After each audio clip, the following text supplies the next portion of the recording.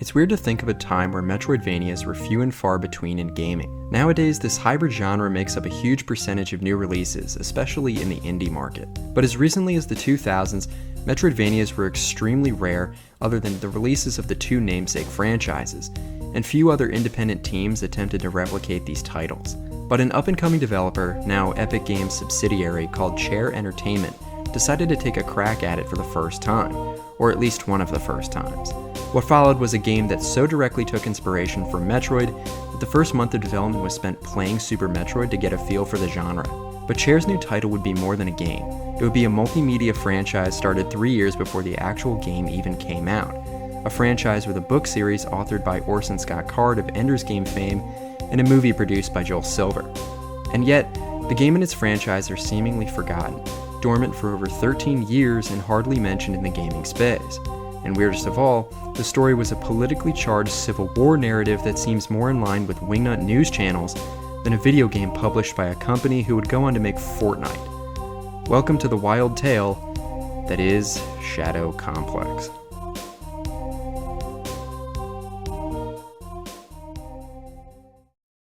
Shadow Complex opens on the ignition of a new American Civil War, with heavily armed soldiers shooting at Secret Service agents in the streets of Washington, D.C. Your character is an unnamed agent who has captured a strangely advanced suit of power armor from the terrorists, taking the fight to them to protect the vice president that they're trying to assassinate. Metroidvania fans will recognize this section as a starting power fantasy, where the character is equipped with late-game upgrades to give the player a taste for what they'll acquire over the course of the game before taking it away. In the case of our Secret Service buddy, these late-game abilities are taken away by his handler betraying him to the bad guys and having the suit kill him while he's inside of it. What? That helplessness you're feeling? A special override device we installed in your armor. All with Marvel dialogue to boot. It is coming. At least the vice president is safe. You mean that vice president of the United States? Not really. Damn it! If it's any comfort, you're not the only pawn who's in play today. There's a very large chessboard out there. Farewell, Colonel.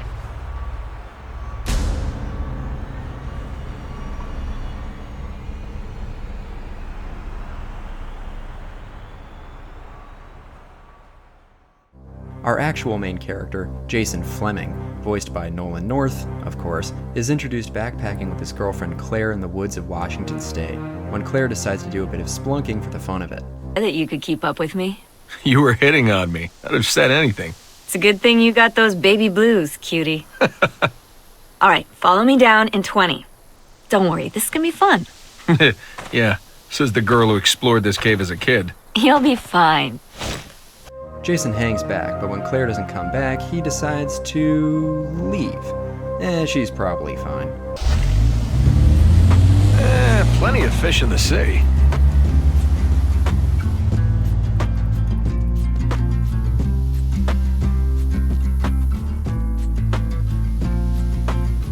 Okay, just kidding. He follows her and finds her climbing backpack discarded. The climbing backpack is the first upgrade or equipment, I guess you could say, you get in the game. It allows you to clamber onto ledges and hang from them and then climb up to them. It's pretty basic, but believe me, you'll be using this more than you realize over the course of the game, and it's a good starter for all the equipment and stuff you get across the game. Now with our climbing backpack, we proceed deeper into the cave and come across man-made structures and a very futuristic looking door. We also see Claire captured by high-tech soldiers. Pursuing, we make our way through the facility and use our first map. Shadow Complex is a traditional Metroidvania-style world, with rooms segmented by transition doors and secrets blocked off by obstacles we can only clear with later abilities. Thankfully, the backtracking in Shadow Complex is actually quite limited and unobtrusive, and you travel to new areas of the complex at a good pace. Crawling through the vents, we find a TV screen displaying Claire being interrogated next to our first gun. Jason gets a flashback from his faceless father and decides to rescue Claire. No, Claire. Let's start again. This is Command and Control. How's our visitor doing? She's stubborn, sir. Then Mr. Sweet will interrogate her. Bring her to the helipad. Yes, sir. You don't want to enlist?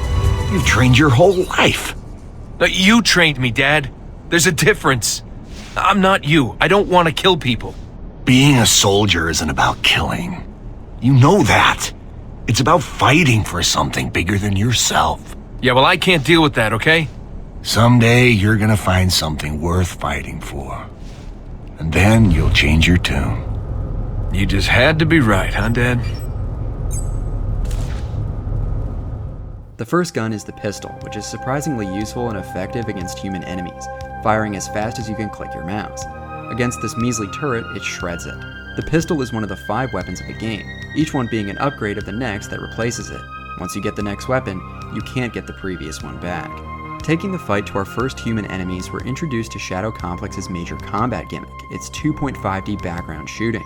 The character is controlled on a traditional 2D plane, but enemies can attack you from the backgrounds of rooms. When you're near one, you auto-aim to the background enemies to shoot them. It works. Most of the time. On top of that, combat is very vertical in Shadow Complex. The climbing backpack and later upgrades incentivize movement and gaining the upper hand on enemies. As early as the first combat encounter, you can use a vent to gain high ground against the soldiers. Other times, the enemies will have the upper hand, and you need to plan accordingly. Enemy sighted!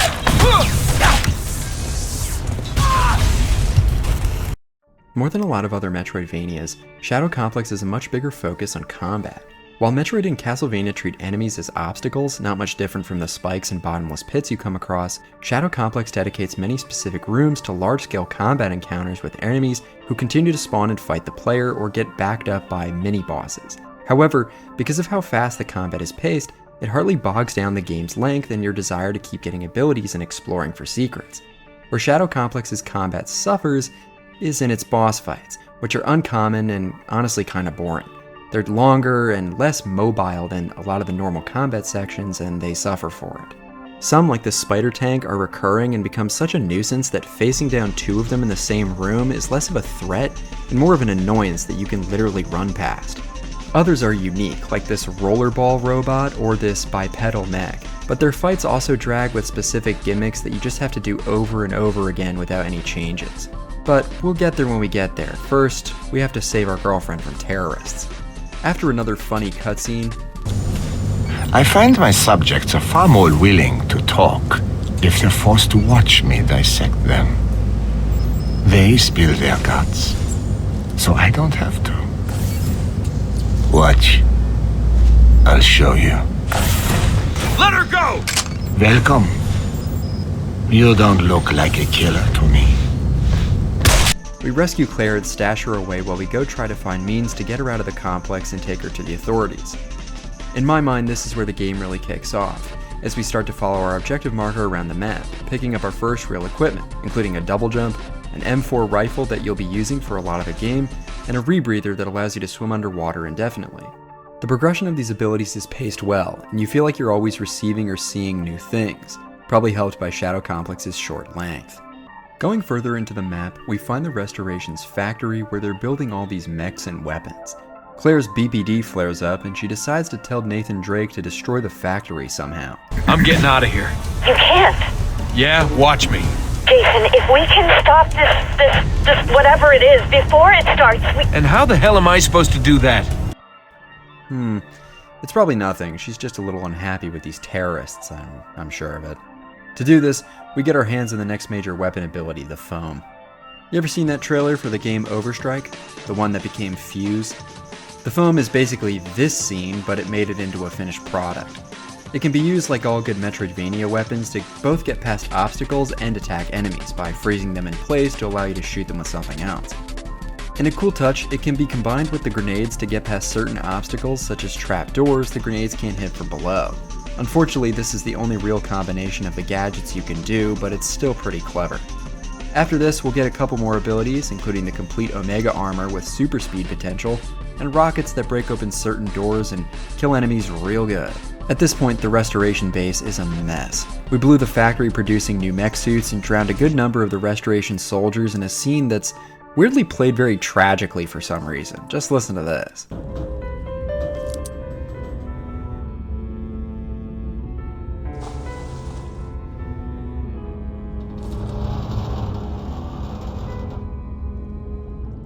But Jason has gotten really into all the violence, so after picking up the second best weapon and managing to evacuate Claire, we head back into the base and go to the control room, where we meet the villain face to face for the first time. This is Lucius, the guy who betrayed the prologue character and is the leader of the Restoration.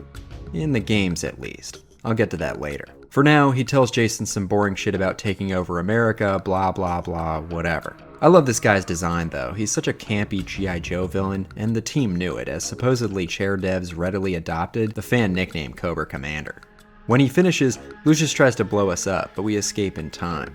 However, before you go and talk to Lucius, I would advise taking a detour after activating this console on the bottom of the facility to get the final weapon of the game, the inertial element. Instead of an automatic weapon, the element is an energy shotgun that is able to kill every non-mini-boss enemy in the game with a single shot. And boss robots don't last long against it either. I will note how strange it is for a Metroidvania upgrade to be lost forever if you don't get it before a certain encounter, as nothing else in the game is like this, and I've never seen this in other Metroidvanias, but what do you know, I guess it makes it more unique. There is one other special ability that requires some extra foresight besides the inertial element. Around the map, among the myriad of other secret pickups, you'll occasionally run into these passkey components, of which there are 12 pieces. Collect them all and you're able to head down this elevator and get an item called the Fusion Helmet. But the passkeys are pretty hard to find, so I'll just consult the Shadow Complex wiki, and okay. Well, anyways, I used different sources to get it, and what it does is basically give you invincibility if you walk slowly by crouching or stand still. I'm gonna be honest, it sounds cool on paper, but this game's combat is so mobile and jump happy that you'll rarely notice its effects. It's cool, but it's not worth the effort. At this point, there are no more objectives other than to travel around the map at your own pace and collect upgrades. Once you feel you're ready, you'll return to the lake only for it to dramatically empty and reveal a massive extra part of the facility beneath, which you might have spotted if you swam down here before the endgame. The Restoration's true plan was to launch an ultimate weapon to conquer America. An ultimate weapon that turns out to be a helicarrier, like from Marvel. This is literally just the plot of the second Captain America movie, by the way. I guess Lucius really was a Marvel bad guy after all. You mean that, Vice President? The final boss isn't so much a boss as it's an obstacle course of all the enemies in the game where you test out your character's upgrades by tanking the enormous damage you'll receive. Avoiding the multitude of enemies and bosses around the arena, you travel back and forth between these two missile silos, readying missiles with one console and then firing them with a separate targeting reticle at the helicarrier. Do this 3 or so times and you've won. The game's over. Good job. Lucius monologues again, but before we get our revenge, Claire shoots him. Turns out she was a spy, which everyone in the game but Jason seemed to have figured out hours ago. She used Jason to get into the base and as a foot soldier to help her destroy it, which is not a great plan considering he's a civilian, but sure, whatever. You were perfect. Why wouldn't you just bring another agent? That's crazy. Because the Restoration has moles everywhere. Anonymity was the only way. So everything you told me when we met, it's just a lie. Not everything. You really do have nice eyes. All right, it's time to go. We have a lot of questions for you. Who are you? Remember when I asked you what NSA looks like? Well, now you know. Maybe.